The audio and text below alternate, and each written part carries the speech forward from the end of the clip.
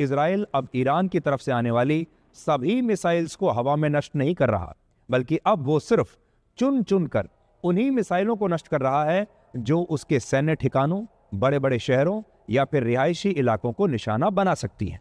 दूसरी बात यह है कि लगातार एयर डिफेंस सिस्टम का इस्तेमाल होने से इजराइल की लंबी दूरी की इंटरसेप्टर मिसाइल्स अब धीरे धीरे खत्म हो रही है। अमेरिका के एक बड़े अखबार द वॉल स्ट्रीट जर्नल के मुताबिक इजराइल के पास अब सिर्फ इतनी इंटरसेप्टर मिसाइलें ही बची होंगी जिससे वो अगले 10 से 12 दिन और ईरान के मिसाइल हमलों को रोक पाएगा। अब आप सोच लीजिए,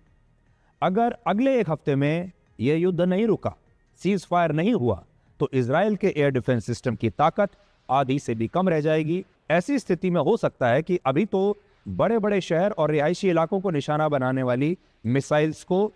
इजराइल रोक रहा है, लेकिन बाद में यह भी हो सकता है कि वो सिर्फ अपने बड़े सैन्य ठिकानों को इन मिसाइलों से बचाने लगे और बाकी के इलाके ईरान के निशाने पर आ जाएं। तीसरी बात यह है कि ईरान की मिसाइलों को हवा में नष्ट करना भी बहुत महंगा काम है। एरो 3 एयर डिफेंस सिस्टम की एक मिसाइल की कीमत लगभग 25 करोड़ रुपए है और इस हिसाब से अगर ईरान की मिसाइलों को हवा में ही नष्ट करने के लिए हर रोज 100 इंटरसेप्टर मिसाइल्स दागी जा रही हैं, तो सिर्फ इन 100 मिसाइल्स का रोज का खर्चा लगभग 2,500 करोड़ रुपए के आसपास बैठता है। ईरान इन बातों को अच्छी तरह से समझ रहा है, इसलिए वो अपनी लंबी दूरी की मिसाइलों के साथ अब धीरे धीरे कॉम्बैट ड्रोन्स को भी मिसाइलों के झुंड में इजराइल पर हमला करने के लिए भेज रहा है और इनमें